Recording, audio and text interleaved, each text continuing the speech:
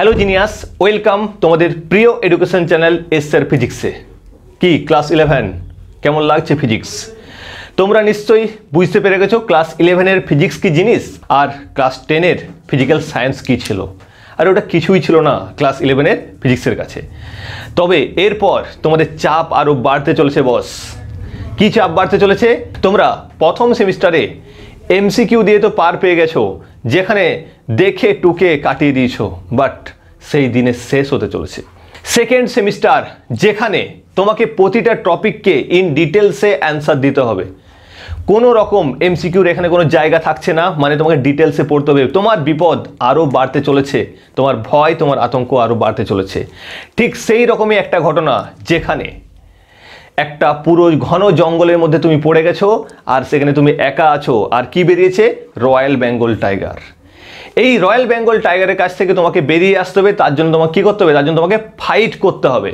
তোমাকে নিজে ফাইট করে এই রয়্যাল বেঙ্গল টাইগারের কাছ থেকে বেরিয়ে আসতে হবে। আর আমি স্যার তোমাদের সেই ফাইটগুলোই শেখাবো, যে ফাইটগুলো শেখার পর তুমি ফিজিক্সের বাঘের কাছ থেকে একেবারে বুক ফুলিয়ে বেরিয়ে আসতে পারবে। ওকে, সো এই লেভেলের ক্লাসগুলো করার জন্য শুধু ক্লাস শুনলে হবে না, তোমাকে অবশ্যই খাতা পেন নিয়ে বসতে হবে। তো চটপট খাতা পেন নিয়ে বসে পড়ো। আমরা ডিটেলসে প্রতিটা টপিকের কনসেপ্ট পড়বো এবং তার থেকে তোমাদের যে বোর্ড, তোমাদের জেই বা তোমাদের নিট, যেখান থেকে যা নিউমেরিক্যালস আসে তুমি সেগুলোকে তোমাদের সলভ করাবো, যাতে তোমরা একটা জায়গাতে পুরো কমপ্লিট সিস্টেমটা পেয়ে যাও। ওকে, চলো লেটস স্টার্ট। আজকে আমরা শুরু করব তোমাদের সেকেন্ড সেমিস্টারের প্রথম ক্লাস, গ্র্যাভিটেশন। এই গ্র্যাভিটেশনটা আজকে আমরা পড়বো। এটা মেকানিক্সেরই একটা পার্ট, যে পার্টটা পড়তে তোমাদের খুব সুন্দর, খুব দুর্দান্ত, খুব এক্সাইটিং লাগবে। ওকে, চলো লেটস স্টার্ট। তাহলে আমরা শুরু করব কি না, গ্র্যাভিটেশন মানে কি না, মহাকর্ষ, তাই তো, মহাস্ত্রের মতনই মহাকর্ষ। তো এই মহাকর্ষ জিনিসটা কি না, মহাকর্ষ বা গ্র্যাভিটেশন হচ্ছে একটা অ্যাট্রাকটিভ ফোর্স, আকর্ষণ বল। তুমি যা কিছু পৃথিবীতে দেখতে পাচ্ছ, তোমার সামনে যা দেখতে পাচ্ছ, সেগুলো একটা বস্তু আরেকটা বস্তুকে আকর্ষণ করছে। কীরকম?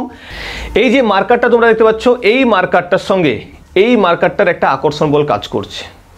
এই মার্কারটাও এই মার্কারটাকে আকর্ষণ করছে, এই মার্কারটাও এই মার্কারটাকে আকর্ষণ করছে। তাহলে তোমাদের মনে হতে পারে কেন এরা চিটে যাচ্ছে না।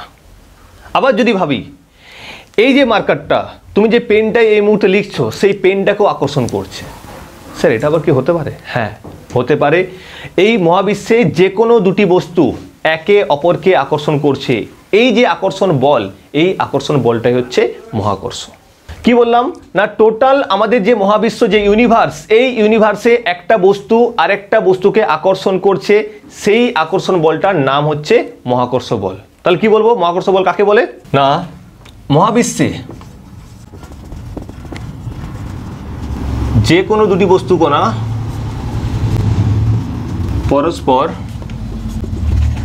পরস্পরকে যে বল দ্বারা আকর্ষণ করে তাকে মহাকর্ষ বল বলে। কি বলছি না, এই যে মহাবিশ্ব, এই মহাবিশ্বে যে কোনো দুটি বস্তু পরস্পরকে যে বল দ্বারা আকর্ষণ করছে তাকে বলা হচ্ছে মহাকর্ষ বল। আমাদের মহাবিশ্বে যে কোনো দুটি বস্তু পরস্পরকে যে বল দ্বারা আকর্ষণ করে তাকে বলা হচ্ছে মহাকর্ষ বল। তো এটাকেই আমরা মহাকর্ষ বল বলছি। কি বললাম না, এই মহাবিশ্বে যে কোনো দুটি বস্তু কণা একে অপরকে যে বল দ্বারা আকর্ষণ করছে। তাহলে তোমাদের যে মনে মনে প্রশ্নটা ঘুরছে যে একটা বস্তুকে আকর্ষণ তো করছে, তাহলে কেন এরা একে অপরকে কাছে টেনে নিচ্ছে না? এই প্রশ্নটার উত্তর আমরা পরে আলোচনা করছি। ওকে, তাহলে মহাকর্ষ বল কাকে বলে আমরা বুঝতে পারলাম। তো এই যে মহাকর্ষ বল, তার মানে এখানে একটা বলের ব্যাপার আছে। দেখো, ভালো করে ভেবে দেখো, বল আমরা জানি বল একটা ভেক্টর রাশি। সেই ভেক্টর রাশি কি থাকে? একটা মান থাকে, আর কি থাকে? আর দিক থাকে। তাহলে এই মান আর দিকটা আমরা কোথা থেকে পাবো? তো এই যে মান আর দিক, এই গল্পটা বা এই জিনিসটা আমরা জানতে পারবো কার থেকে না, নিউটনের মহাকর্ষ সূত্র থেকে। Clear? Newton's loss of gravitation. এখান থেকে আমরা এই বলের মান ও দিক জানতে পারি। তোমরা ছোটবেলায় অনেকেই পড়েছো যে নিউটন একটা আপেল গাছের নিচে বসেছিল, সেখানে একটা আপেল পড়ে গেল, তারপর থেকে মহাকর্ষ বলটা, মানে মহাকর্ষ যেটা আছে সেটা তিনি ফিল করলেন এবং এর সূত্র তৈরি করলেন। ব্যাপারটা ঠিক এরকম নয়। এই যে মহাকর্ষ যে রিসার্চ, সেটা 200, 300, 500 বছর আগের থেকে হয়ে আসছে। আলটিমেট নিউটন আমাদের একটা সলিউশন দিয়েছে, প্রথম একটা সলিউশন প্রোভাইড করেছে যে এইভাবে আমরা মহাকর্ষ বলটাকে ক্যালকুলেশন করতে পারি। তো সেই মহাকর্ষ সূত্রটা কি, তাহলে আমরা যেটা নেক্সট জানবো সেটা হচ্ছে কি না ল অফ গ্র্যাভিটেশন বা মহাকর্ষ সূত্র। তো এই মহাকর্ষ সূত্রটা কি কি বলছে না, বলছে এই মহাবিশ্বে থাকা যে কোনো দুটি বস্তু একে অপরকে একটা সংযোজক সরলরেখা বরাবর আকর্ষণ করে। এই আকর্ষণ বলের মান বস্তু দুটির ভরের গুণফলের সঙ্গে সমানুপাতিক এবং তাদের মধ্যবর্তী যে দূরত্ব তার বর্গের ব্যস্তানুপাতিক। কি বলছে সূত্রটা না, মহাবিশ্বে থাকা যে কোনো দুটি বস্তু একে অপরকে সংযোজক,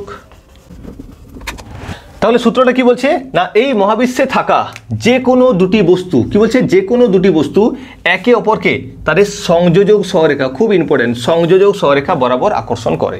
সংযোজক সরলরেখা বরাবর কি করে না আকর্ষণ করছে। এই মহাবিশ্বে থাকা যে কোনো দুটি বস্তু তাদের মধ্যে সংযোজক সরলরেখা বরাবর আকর্ষণ করবে। কিরকম, যদি বলি এখানে একটা অবজেক্ট রয়েছে যার ভর হচ্ছে m1 আর এখানে একটা অবজেক্ট রয়েছে যার ভর হচ্ছে m2, এদের যে সংযোজক সরলরেখা, এই সংযোজক সরলরেখা বরাবর তাদের আকর্ষণ বলটা কাজ করবে। এই আকর্ষণ বলটা কখনো এইভাবে বাঁকাভাবে এইভাবে হবে না, কি হবে না পুরো সোজা, অর্থাৎ সংযোজক সরলরেখা বরাবর কাজ করবে, কখনো বেঁকে যাবে না, বাঁকা হবে না, সংযোজক সরলরেখা বরাবর কাজ করছে। ক্লিয়ার? তাহলে কি বলছি না মহাবিশ্বে থাকা যে কোনো দুটি বস্তু একে অপরকে তাদের সংযোজক সরলরেখা বরাবর আকর্ষণ করবে। এই আকর্ষণ বলের মানটা কি হবে, এই আকর্ষণ বলের মানটা হবে দুটো বস্তুর যে ভর, ভর আমরা কত ধরেছি না m1 আর m2, এই যে দুটো বস্তুর ভর সেই ভরের গুণফলের সঙ্গে সমানুপাতিক, ভরের গুণফলের সঙ্গে কি না সমানুপাতিক। তাহলে আমরা যদি গ্র্যাভিটেশনাল ফোর্সকে এফ দিয়ে ডিনোট করি, একে এফ দিয়ে ডিনোট করা হয় বা অনেক সময় আমরা এফ সাফিক্সে জি দিয়ে ডিনোট করি গ্র্যাভিটেশনাল ফোর্স বা মহাকর্ষ বলকে। তাহলে কি বলছে, প্রথম যেটা বলছে যে এই এফটা হবে প্রপোর্শনাল m1 m2, যে দুটো ভর নিয়েছি অর্থাৎ m1 m2 তাদের গুণফলের সঙ্গে সমানুপাতিক, এবং নেক্সট আরেকটা কি বলছে, আরেকটা বলছে তাদের মধ্যবর্তী যে দূরত্ব, তাদের মধ্যবর্তী দূরত্বের বর্গের ব্যস্তানুপাতিক। তাদের মধ্যবর্তী দূরত্ব ধরে নিচ্ছি কত না, মধ্যবর্তী দূরত্ব আমি ধরে নিচ্ছি r, তাহলে r এর বর্গ কত হবে r স্কোয়ার, তার ব্যস্তানুপাতিক, r এর বর্গ হচ্ছে r স্কোয়ার তার ব্যস্তানুপাতিক, মানে f is proportional 1/r square. Clear হয়েছে? আরেকবার বলছি দেখো না এই মহাবিশ্বে থাকা যে কোনো দুটি বস্তুকণা পরস্পরকে সংযোজক সরলরেখা বরাবর আকর্ষণ করবে। কি বরাবর? সরল রেখা বরাবর। সেই আকর্ষণ বলের মানটা কেমন হবে না, সেই আকর্ষণ বলের মান হবে বস্তুটির ভরের গুণফলের সঙ্গে সমানুপাতিক এবং তাদের মধ্যবর্তী যে দূরত্ব সেই দূরত্বের বর্গের ব্যস্তানুপাতিক হবে, দূরত্বের বর্গের ব্যস্তানুপাতিক। ক্লিয়ার? খুব ইম্পর্টেন্ট কনসেপ্ট, এটাকে তোমাকে মাথায় রাখতে হবে। ক্লিয়ার হয়েছে? দেখো এই যে দুটো ফর্ম, এই যে দুটো টার্ম বললাম, একটা হচ্ছে a প্রপোর্শনাল m1 m2, একটা হচ্ছে a প্রপোর্শনাল 1/r স্কয়ার। এটাকে যদি আমরা যৌগিক ভেদের সূত্র অ্যাপ্লাই করি তাহলে কি পাবো না, যৌগিক ভেদের সূত্র অ্যাপ্লাই করলে আমরা এখান থেকে পাবো a proportional m1 m2 by কত, m1 m2 বাই হচ্ছে r square, a proportional m1 m2 by r square. এরপর তোমরা প্রত্যেকেই জানো যে প্রপোর্শনাল থেকে যদি সমান করতে হয় তাহলে একটা কনস্ট্যান্ট নিয়ে আসতে হয়, একটা ধ্রুবক নিয়ে আসতে হয়। এখানে আমরা একটা ধ্রুবক নিয়ে আসবো, তাহলে a পিছল কি নিয়ে আসবো k into m1 m2 by r square, f is equal to k into m1 m2 by r square. Clear? এরপর ব্যাপার হচ্ছে যে এখানে এই k লেখা হয় না, এখানে কি লেখা হয় না f ইজ ইকুয়াল টু তোমরা পড়েছো যে g into m1 m2 by r square. Clear? g into m1 m2 by r square. এটা হচ্ছে মহাকর্ষের গাণিতিক রূপ, মহাকর্ষ সূত্রের গাণিতিক রূপ। ক্লিয়ার? ভালো করে জিনিসটা দেখো, এখানে আমরা যেটা ধরেছিলাম যে কে ধরেছিলাম কি না, কে সমান হচ্ছে একটা ধ্রুবক ধরেছিলাম, কে হচ্ছে ধ্রুবক আর K naught is equal to 0, এটা আমরা ধরেছিলাম।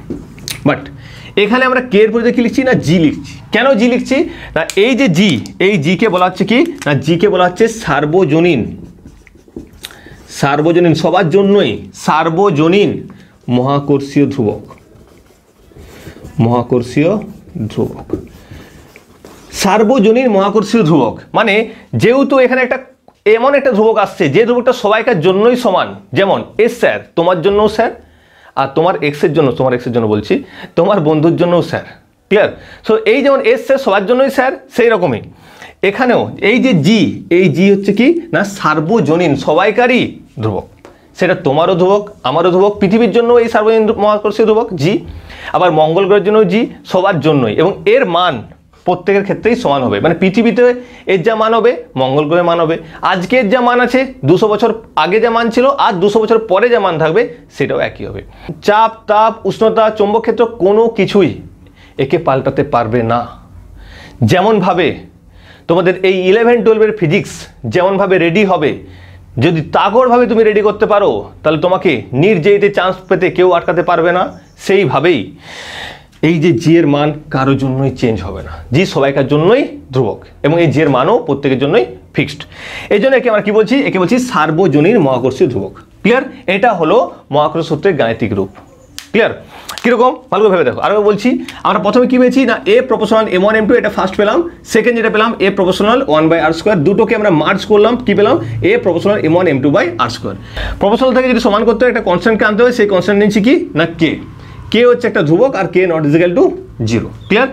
এরপরে কে এর পরিবর্তে আমরা লিখি জি। দেখো এরকমও তোমরা ধ্রুবক ইউজ করেছো যেটা পার্মানেন্ট ধ্রুবক। কিরকম মনে আছে? তোমরা পড়েছো যে PV is equal two nRT, এই আটটা তো ধ্রুবক ছিল, একে কি বলা ছিল, একে সার্বজনীন গ্যাস ধ্রুবক বলা হচ্ছিল, মানে সবার জন্যই ধ্রুবক। সেই রকম এখানেও জি ইউজ করা হচ্ছে, জিকে আমরা কি বলছি সার্বজনীন মহাকর্ষীয় ধ্রুবক। এটা অবশ্যই মনে রাখবে ক্যাপিটাল জি। এটা কি? এটা হচ্ছে ক্যাপিটাল জি। স্মল জি এর মিনিং কিন্তু আলাদা। স্মল জি মানে কি? স্মল জি মানে হচ্ছে অভিকর্ষজ ত্বরণ। আমরা প্রত্যেকেই জানি স্মল জি মানে হচ্ছে অভিকর্ষজ ত্বরণ। এটা কিন্তু ক্যাপিটাল জি, খেয়াল রাখতে হবে ক্যাপিটাল জি। ক্লিয়ার? তাহলে আমরা কি দেখলাম যে মহাকর্ষ বল কাকে বলে দেখলাম, যে মহাবিশ্বে থাকা যে কোনো দুটি বস্তুগুলো একে অপরকে আকর্ষণ করবে, সেই যে বলটাকে সেটাকে আমরা বলছি মহাকর্ষ বল। সেই মহাকর্ষ বলের মানটাকে এবং দিকটাকে নির্ণয় করার জন্য আমরা নিউটন ল অফ গ্র্যাভিটেশনে যাব, বা ল অফ গ্র্যাভিটেশন, বা এটাকে আমরা ইউনিভার্সাল ল অফ গ্র্যাভিটেশনও বলতে পারি। সেখানে কি বলছে না মহাবিশ্বে থাকা যে কোনো দুটি বস্তুকণা একে অপরকে তাদের সংযোজক সহরেখা বরাবর আকর্ষণ করবে, কোনো বাঁকাবাকির কোনো কেস নেই, সংযোজক সহরেখা বরাবর আকর্ষণ করবে। সেই আকর্ষণ বলের মান ওই দুটো বস্তুর ভরের গুণফলের সঙ্গে সমানুপাতিক এবং তাদের মধ্যবর্তী দূরত্বের বর্গের ব্যস্তানুপাতিক। এবং এখানে আমরা একটা ম্যাথমেটিক্যাল ফর্ম পেলাম, যেখানে কি পেলাম না F = g × m1 m2/r², যেখানে থেকে আমরা মহাকর্ষ বলের মানটা ক্যালকুলেট করতে পারবো। এখনো আমরা দিকের ব্যাপারে আসিনি, দিকের ব্যাপারে ধীরে ধীরে আসবো, ধৈর্য ধরো, ধীরে ধীরে আসবো। ওকে, চলো এরপর আমরা এই সার্বজনীন মহাকর্ষীয় ধ্রুবককে একটু ভেঙে দিই। এমনভাবে ভাঙবো যাতে তোমরা পরীক্ষার খাতাতে পুরো ভেঙে লিখতে পারো, পুরো ফেটে যাবে, পরীক্ষার খাতা পুরো ফাটিয়ে দেবে। ওকে, সেইভাবেই আমরা ভেঙে এই জায়গাটা শিখবো। ওকে, চলো এবার আমরা দেখে নিই সার্বজনীন মহাকর্ষ ধ্রুবকের ব্যাপারটা কি আছে। ওকে, ক্লাসগুলো কীরকম লাগছে সেটা তোমরা অবশ্যই কমেন্টে জানিও, আর কোন কোন টপিকের তোমাদের ফার্স্ট সেমিস্টারের প্রবলেম হয়েছে সেটা তোমরা জানিও। সেইগুলো আমরা লাইভ ওয়ান শট নিয়ে সেগুলোকে আমরা জলদি জলদি শেষ করে নেবো। ওকে, যা যা প্রবলেম হচ্ছে সেগুলো তোমরা কমেন্টে বা আমাদের নিচে যে হোয়াটসঅ্যাপ নাম্বারটা দেখতে পাচ্ছ সেখানেও কন্ট্যাক্ট তোমরা করতে পারো, আমাদের টিম তোমাদেরকে সবসময় হেল্প করবে। তাহলে এখন যে টপিকটা আমরা জানবো সেটা হচ্ছে কি না সার্বজনীন মহাকর্ষীয় ধ্রুবক, ইউনিভার্সাল গ্র্যাভিটেশনাল কনস্ট্যান্ট, মহাকর্ষীয় ধ্রুবক। এই জিনিসটা কি দেখো, আমরা একটা ফর্মুলা পেলাম এই মাত্রই, যেটা হচ্ছে F = g × m1 m2/r², তাই তো?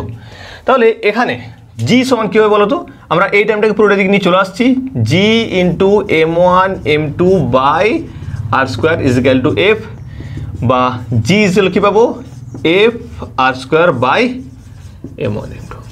এই যে ফর্ম, এখান থেকে আমরা এর ডেফিনেশন দেখব, কি ডেফিনেশন আছে, যে ডেফিনেশন এখান থেকে তার একক, তার মাত্রা, আমরা সব কিছু ক্যালকুলেশন করে নেব। দেখো তোমাদের অলরেডি আমি শিখিয়েছিলাম যে যখন কোনো আমরা একটা এককের বা কোনো একটা ধ্রুবকের সংজ্ঞা লিখবো তখন কি করব না, তখন মেইন জিনিসটা বাদ দিয়ে বাকি সব জায়গায় 1 ধরে নেব, মানে ইউনিট পরিমাণ ধরে নেব। ক্লিয়ার? মনে আছে আশা করি। তাহলে এখানে বলো তো, এখানে বলো কাকে 1 ধরবো বা কাকে রাখবো।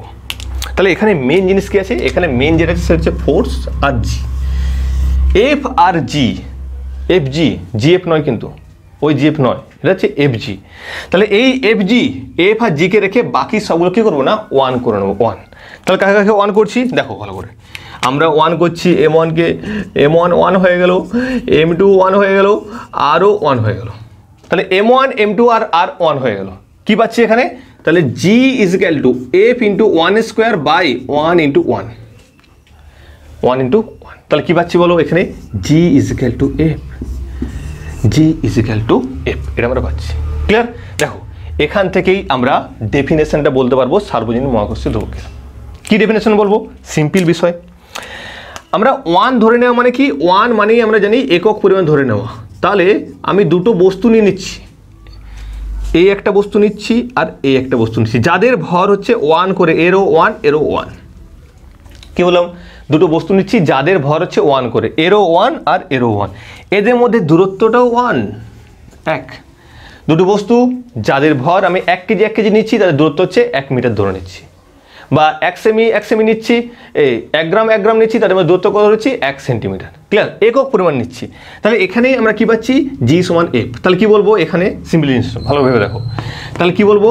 না, এখানে আমরা বলবো যে দুটো একক ভরের বস্তু, দুটি একক ভরের বস্তু একক দূরত্বে রাখলে তাদের মধ্যে যে আকর্ষণ বলটা কাজ করছে, তা হলো ইউনিভার্সাল গ্র্যাভিটেশনাল কনস্ট্যান্ট। ক্লিয়ার? তাহলে কি বলছি? দুটো একক ভরের বস্তুকে একক দূরত্বে রাখলে তাদের মধ্যে যে বলটা কাজ করছে সেই বলটাই সার্বজনীন মহাকর্ষীয় ধ্রুবক। ক্লিয়ার?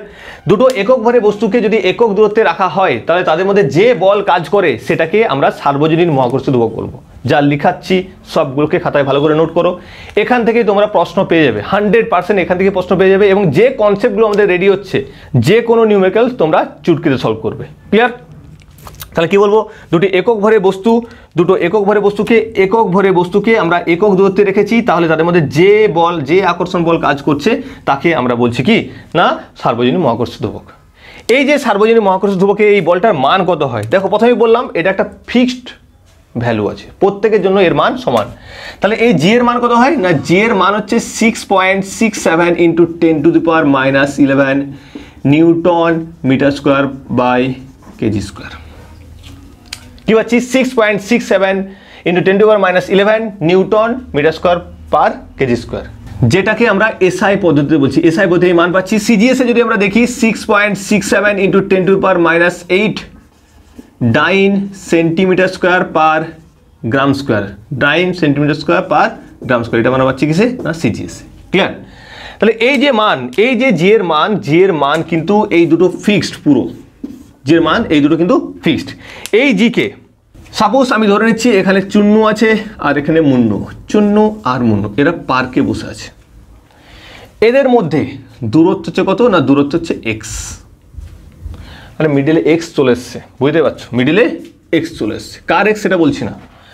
তো এই যে এক্স যখন এসছে, দূরত্ব যেহেতু এক্স আছে, এদের মধ্যেও একটা আকর্ষণ বল তো কাজ করবে, কারণ এটা তো বলছে নিউটন, স্যার আইজ্যাক নিউটন এটাই বলেছে যে এদের মধ্যেও একটা আকর্ষণ বল কাজ করবে। সেই আকর্ষণ বলটা কত হবে?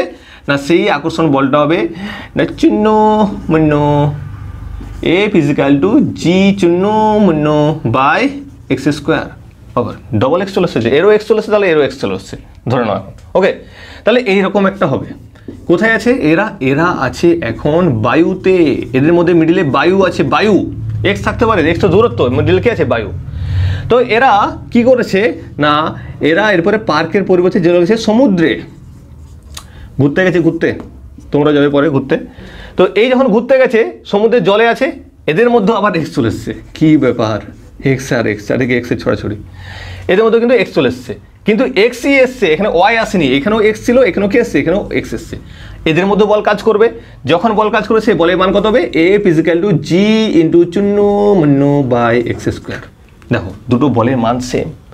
প্রথমে এরা কি ছিল? প্রথমে এরা ছিল বায়ুতে, সেখানে যা ছিল, এখন এরা আছে জলের মধ্যে স্কুবা ডাইভিং করছে, ধরে নাও জলের মধ্যে আছে।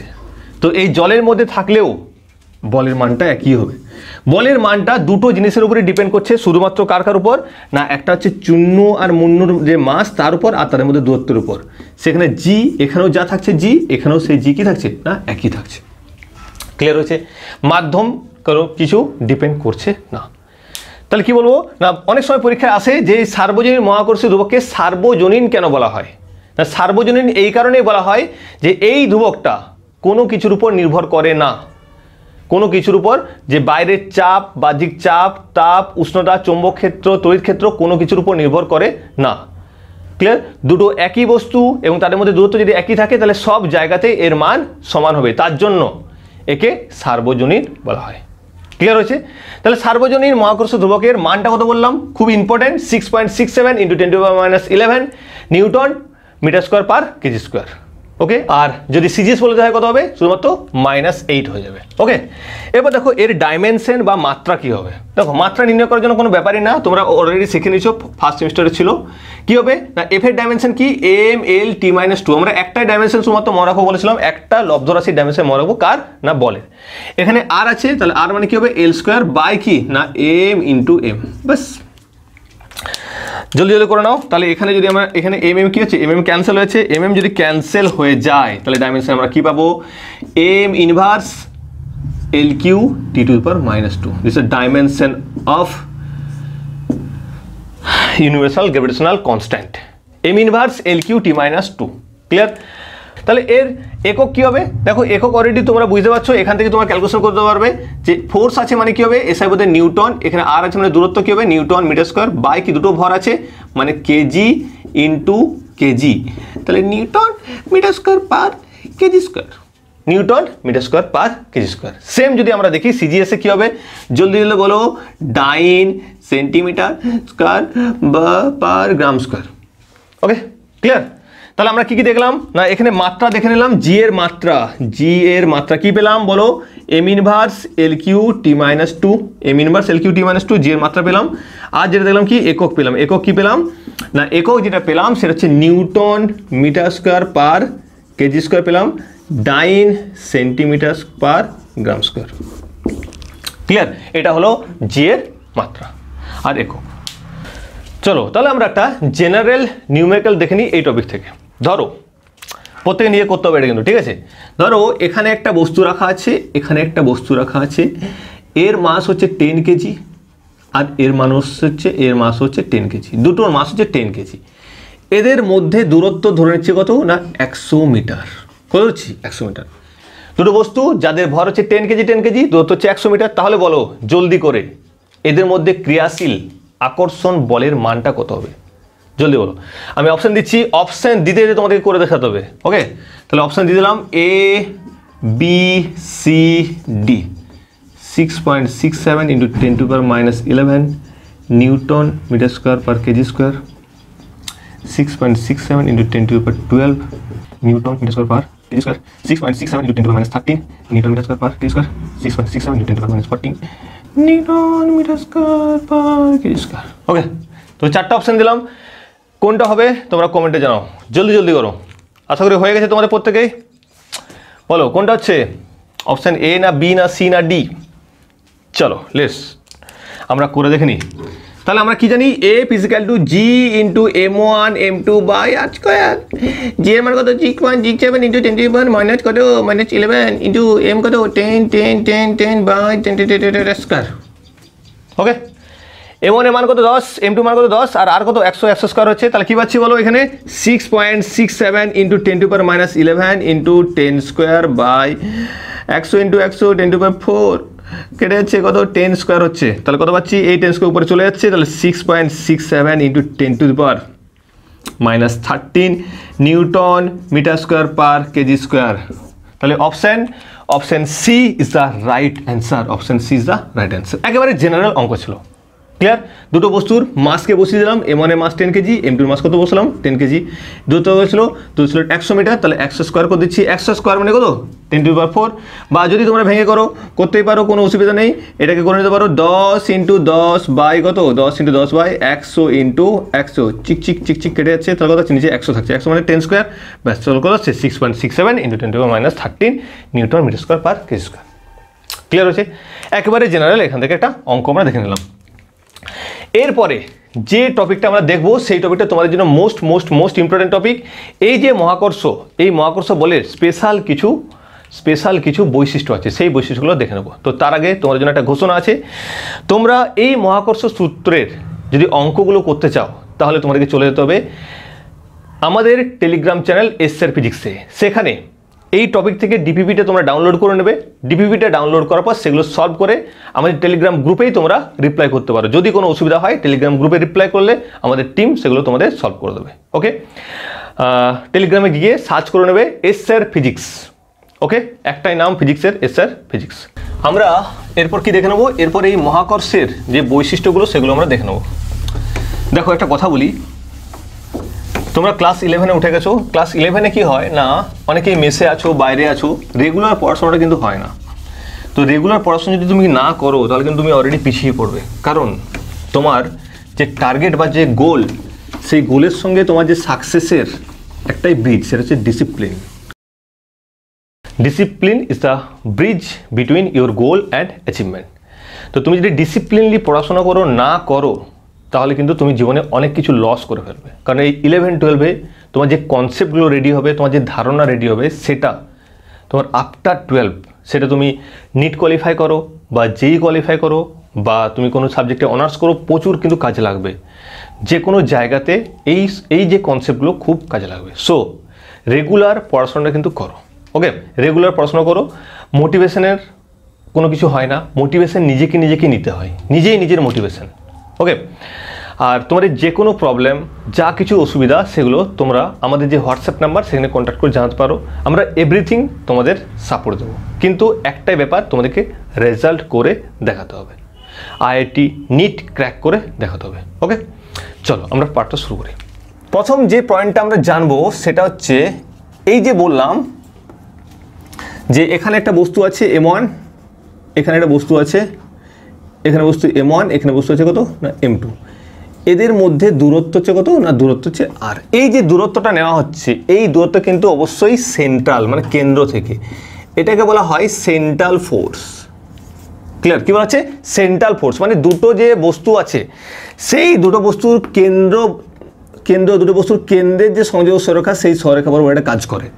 এটা কিন্তু এদিকেও কাজ করে না, এটা কিন্তু এইদিকেও কাজ করে না। এটা কি করে না, একদম সোজা স্ট্রেট লাইন, একদম সরলরেখা বরাবর কাজ করে।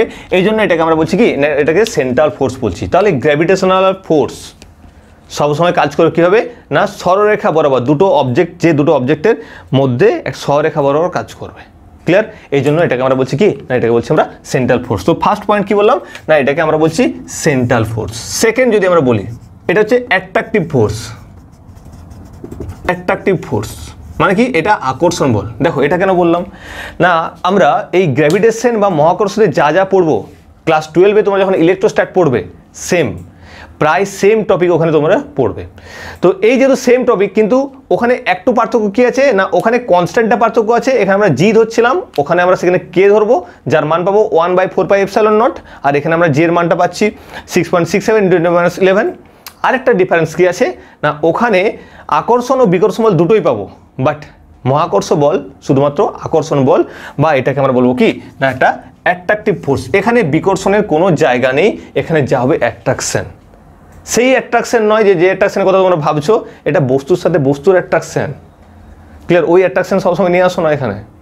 ক্লিয়ার? তো চলো তাহলে কি বললাম না, এটা হচ্ছে একটা অ্যাট্রাকটিভ ফোর্স। 3 নম্বর যেটা হচ্ছে, সেটা হচ্ছে independent of medium. Independent of medium. Independent of medium মানে কি, এই যে ফোর্সটা কোনো মাধ্যমের উপর নির্ভরশীল নয়। কি বলছি, এই যে ফোর্সটা কোনো মাধ্যমের উপর নির্ভরশীল নয়। কীরকম, একটা যদি আমরা এক্সাম্পল দেখি বুঝতে পারবো। সাপোজ এখানে কি আছে, চুন্নু, আর কি আছে না, মুন্নু। চুন্নু আর মুন্নু, তো এই চুন্নু আর মুন্নু এরা এই দূরত্বে আছে। ধরে নিচ্ছি সাপোজ যেটা আর দূরত্বে আছে। কত দূরত্বে আছে? আর দূরত্বে। তো আর দূরত্বে যখন থাকবে তখন তাদের মধ্যে কী কাজ করবে, একটা অ্যাট্রাকশন ফোর্স কাজ করবে। তো চুন্নু আর মুন্নুর ব্যাপার, এই যে অ্যাট্রাকশন ফোর্সটা কাজ করছে, আমি ধরে নিচ্ছি সাপোজ হচ্ছে এক্স নিউটন। কত না, এক্স নিউটন। এরা কোথায় বসেছিল? এরা হচ্ছে বাগানে বসেছিল। ওকে, তো বাগানে যখন বসেছিল তখন এদের মধ্যে কোনো মাধ্যম ছিল না। মাধ্যম কি ছিল না, মাধ্যম ছিল বায়ু। এরপর এদের মনে হলো যে একটু সমুদ্রে বেড়াতে যাবো। তো এরা সমুদ্রে বেড়াতে গেছে। তো সমুদ্রে বেড়াতে যেয়ে করে কী হচ্ছে না, সমুদ্রের জলে নেমেছে, যে জলে এরা ডুবে গেছে। সাপোজ এও ডুবে গেছে আর মুন্নুও ডুবে গেছে বেচারা। কিন্তু এদের মধ্যে দূরত্বটা কিন্তু ফিক্সড আছে, দূরত্ব ফিক্সড। তাহলে এখন জলের মধ্যে ডুবে গেছে, তবু কিন্তু তার মধ্যে আকর্ষণ বল কমেনি, আর তোমরা যেটা ভাবছো সেটাও কমেনি।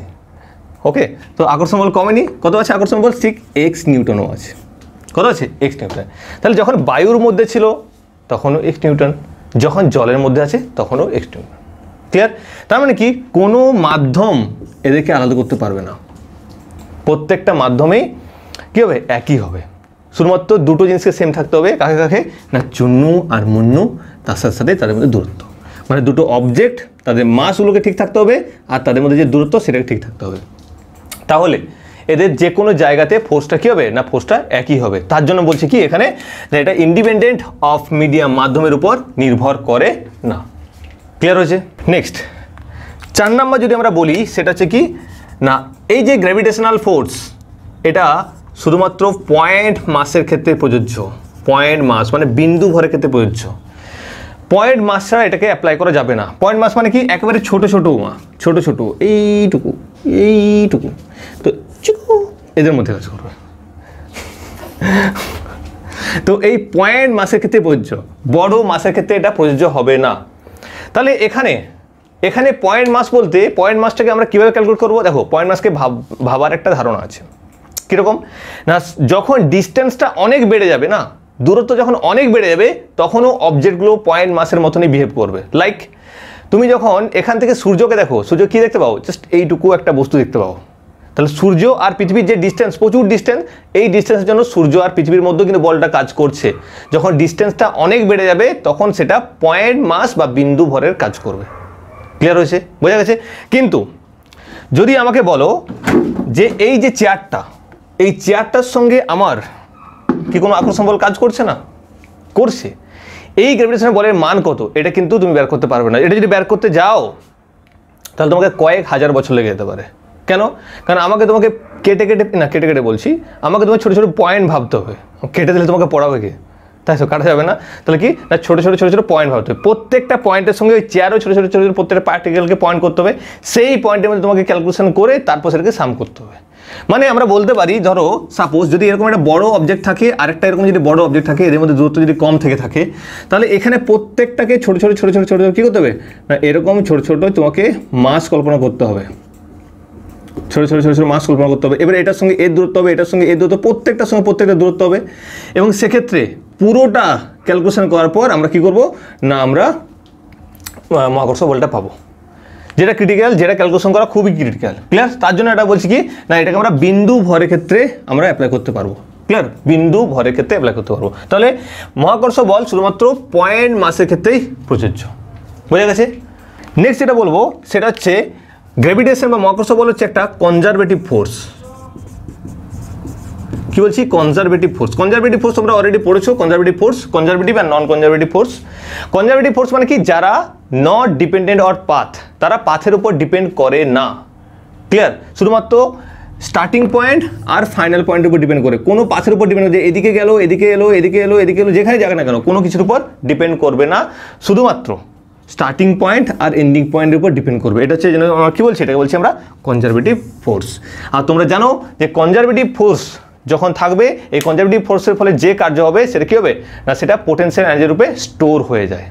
সো আমরা কি বললাম না, এই যে গ্র্যাভিটেশনাল যে ফোর্সটা সেটা হচ্ছে একটা কনজারভেটিভ ফোর্স। নেক্সট যদি আমরা বলি যে এই যে গ্র্যাভিটেশনাল ফোর্স এটা হচ্ছে উইকেস্ট ফোর্স। এটা উইকেস্ট ফোর্স। আমরা 4টা ফান্ডামেন্টাল ফোর্স পড়েছিলাম, একটা গ্র্যাভিটেশনাল ফোর্স, একটা ইলেকট্রোম্যাগনেটিক ফোর্স, একটা উইক ফোর্স, একটা স্ট্রং ফোর্স। এই যে 4টা ফোর্সের মধ্যে সবচেয়ে যদি উইকেস্ট ফোর্স বলা হয় সেটা কি না, সেটা হচ্ছে গ্র্যাভিটেশনাল ফোর্স। গ্র্যাভিটেশনাল ফোর্স হচ্ছে একটা সবথেকে উইকেস্ট ফোর্স। ক্লিয়ার? 7 নম্বর যদি বলা হয় এটা হচ্ছে long range force. Long range force মানে কি, অনেক দূরে যদি বস্তু থাকে তাও কিন্তু কাজ করবে। এটা হচ্ছে একটা লং রেঞ্জ ফোর্স। ক্লিয়ার? অসীম দূরত্ব থাকলেও কিন্তু কাজ করবে। বোঝা গেল? তাহলে কি বলছি, এটা হচ্ছে একটা লং রেঞ্জ ফোর্স। 8 নম্বর বলবো এটা হচ্ছে নন কন্ট্যাক্ট ফোর্স। নন কন্ট্যাক্ট ফোর্স মানে কন্ট্যাক্ট ছাড়াই। আমরা 2 ধরনের ফোর্স পড়েছিলাম, একটা হচ্ছে কন্ট্যাক্ট ফোর্স, একটা হচ্ছে নন কন্ট্যাক্ট ফোর্স। যেমন ফ্রিকশন বা ঘর্ষণ যেটা তোমরা পড়েছো আগের সেমিস্টারে, এটা হচ্ছে একটা কন্ট্যাক্ট ফোর্স। বাট এই যে ফোর্সটা এটা হচ্ছে একটা নন কন্ট্যাক্ট ফোর্স। আরেকটা নন কন্ট্যাক্ট ফোর্সের এক্সাম্পল তোমরা কমেন্টে জানাও। আরেকটা নন কন্ট্যাক্ট ফোর্সের এক্সাম্পল, যেমন গ্র্যাভিটেশনাল একটা নন কন্ট্যাক্ট ফোর্স, সেরকম আরও 1-2টো নন কন্ট্যাক্ট ফোর্স আছে। যদি জানা থাকে তাহলে সেটা তোমরা অবশ্যই কমেন্টে জানিও। ক্লিয়ার? নেক্সট যেটা আমরা বলবো, এই যে ফোর্সটা এটা হচ্ছে কি হয় না, এটা ইকুয়াল অ্যান্ড অপোজিট হয়। কি বলছি? ইকুয়াল অ্যান্ড অপোজিট মানে কি না, এই যে ধরো বস্তুটা, এখানে M1 বস্তু, এখানে M2 বস্তু, তো এই M1 বস্তুটাও একে অ্যাট্রাক্ট করবে, মানে M2 বস্তুটাকে অ্যাট্রাক্ট করবে তার নিজের দিকে, আর M2 বস্তুটাও M1 বস্তুকে নিজের দিকে অ্যাট্রাক্ট করবে। এই যে দুটো বল, এই দুটো বলের মান সমান কিন্তু বিপরীতমুখী। সাপোজ আমি এখানে আছি আর আমাকে একজন হাতি টানছে, এরকম করে টানছে। তো হাতি যখন টানছে তাহলে হাতি আমাকে টেনে নিয়ে চলে যাচ্ছে, কিন্তু হাতিকে আমি টেনে আসতে পারছি কি? পাচ্ছি না। কিন্তু গ্র্যাভিটেশনাল ফোর্স কি বলছে? গ্র্যাভিটেশনাল ফোর্স বলছে দুজনকার মধ্যে কিন্তু হাতি আমাকে যত জোরে টানবে আমিও হাতিকে ঠিক তত জোরেই টানবো। কি বললাম? হাতি আমাকে যত জোরে টানবে আমি হাতিকে তত জোরেই টানবো। তাহলে হাতি আমাকে নিয়ে চলে যাচ্ছে, কিন্তু আমি হাতিকে আনতে পারছি না কেন? তার কারণটা হচ্ছে অন্যান্য ফোর্সগুলো ক্যালকুলেশন করতে হবে, যে হাতির যেহেতু ভর বেশি সেখানে তার নর্মাল ফোর্সটা বেশি হয়ে যাচ্ছে। ক্লিয়ার? জিনিসটা বোঝা যাচ্ছে তো? তাহলে গ্র্যাভিটেশনাল ফোর্স ডিপেন্ড করে না যে কার ভর বেশি কার ভর কম, দুজনকার যারই ভর বেশি হোক না কেন, যারই ভর কম হোক না কেন, আমি ওকে যত জোরে টানবো ও আমাকে তত জোরে টানবে, আমি ওকে যত ভালোবাসা দেবো ও আমাকে ঠিক তত ভালোবাসাই দেবে। ক্লিয়ার? বোঝা গেছে তো? ওকে, তাহলে কি বললাম? এটা হচ্ছে equal and opposite. But opposite মানে আমার ফোর্সটা যদি এদিকে কাজ করে ওর ফোর্সটা এদিকে কাজ করবে। ক্লিয়ার তো? M1 যদি বস্তুটাকে এদিকে টানে M2 বস্তুটাকে এই দিকে টানবে। ক্লিয়ার হয়েছে? তার জন্য এটা আমরা কি বলছি না, equal and opposite force. Next যেটা আমরা বলবো সেটা হচ্ছে significance in heavy mass. Generally আমরা ছোটোখাটো যে মাসগুলো থাকে তাদের ক্ষেত্রে এই বলটা আমরা ফিল করতে পারি না। এটা তখনই ফিল করা যায় যদি অনেক বড় মাস হয়, মাসটা যদি অনেক বড় হয় তবেই এটা আমরা ফিল করতে পারি। লাইক যদি আমরা দেখি যে সূর্য তার চারপাশে পৃথিবী, এই পৃথিবী সূর্যের জন্য কিন্তু এই আকর্ষণ বলটা ফিল করতে পারছে। যদি এটা ফিল করতে না পারতো বা যদি বলটা না কাজ করতো তাহলে কি হতো না, যদি এক সেকেন্ডের জন্য বলটা যদি নাই হয়ে যায় না, তাহলে সবাই আমরাও নাই হয়ে যাবো। কী করে না? আমরা জানি যখন সার্কুলারে ঘুরবে কোনো একটা অবজেক্ট তখন সেখানে কি কাজ করে? তখন সেখানে সেন্ট্রিফিউগাল ফোর্স কাজ করছে। যখন সার্কুলারে কোনো বস্তু ঘোরে তখন কি করে না, তার মধ্যে একটা অপকেন্দ্র বল কাজ করে। সেই অপকেন্দ্র বলটা কি হবে না, বাইরে দিকে কাজ করে। তাহলে বাইরে দিকে যদি কাজ করবে তাহলে বাইরে দিকে চলে যেতে পারো, কিন্তু যাচ্ছে না। কেন না? এই সূর্য আর পৃথিবীর মধ্যে গ্র্যাভিটেশনাল ফোর্স কাজ করছে, সেই ফোর্সটা ইকুয়াল হচ্ছে বলেই ওখানে ঘুরছে। যদি এক সেকেন্ডের জন্য নাই হয়ে যায় তাহলে পৃথিবী করে এদিকে চলে যাবে। ক্লিয়ার তো? বোঝা গেছে? তার মানে কি বলছি? এটা সিগনিফিক্যান্স ইন হেভি বডি বা হেভি মাস, যখন অনেক বড় ভরে বস্তু হয় তখন এটাকে আমরা ফিল করতে পারি। ক্লিয়ার হয়েছে এই টপিকটা? তাহলে আমরা গ্র্যাভিটেশনাল ফোর্সে আমরা 10টা পয়েন্ট দেখে নিলাম। কি কি না, প্রথম যে পয়েন্টটা দেখলাম সেটা হচ্ছে কি না, সেটা হচ্ছে এটা একটা সেন্ট্রাল ফোর্স, এটা হচ্ছে একটা কেন্দ্রাতিক বল। নেক্সট যেটা দেখলাম সেটা হচ্ছে একটা অ্যাট্রাকটিভ ফোর্স, যেটা শুধুমাত্র আকর্ষণ কাজ করবে। নেক্সট যেটা দেখলাম ইন্ডিপেন্ডেন্ট অফ মিডিয়াম, যেটা কোনো মাধ্যমের উপর ডিপেন্ডেন্ট নয়। আমার আর তোমার মধ্যে যে আকর্ষণ বলটা কাজ করছে সেটা মিডিলে ঘর বাড়ি যাই থাকুক না কেন আকর্ষণ বল কাজ করবে। ক্লিয়ার? দূরত্ব যদি সেম হয় আর দুজনকে যদি ওয়েট যদি সেম হয় তাহলে কিন্তু কাজ করবেই। ওকে, নেক্সট এটা দেখলাম এটা পয়েন্ট মাসের ক্ষেত্রে অ্যাপ্লিকেবল। এটা একটা কনজারভেটিভ ফোর্স যেটা পাথের উপর ডিপেন্ডেন্ট নয়, নট ডিপেন্ডেন্ট পাথ। আর কি বললাম না, যেটা হচ্ছে সব থেকে উইকেস্ট ফোর্স। নেক্সট যেটা বললাম সেটা হচ্ছে লং রেঞ্জ ফোর্স, এটা নন কন্ট্যাক্ট ফোর্স, কোনো টাচের প্রয়োজন নেই, তার থেকে কাজ করবে। Equal and opposite. নেক্সট হচ্ছে সিগনিফিক্যান্স ইন হেভি মাস, এটা আমরা বড় যদি ভর হয় তবেই আমরা তাকে দেখতে পাবো। ক্লিয়ার হচ্ছে এই পর্যন্ত? কোনো অসুবিধা আছে?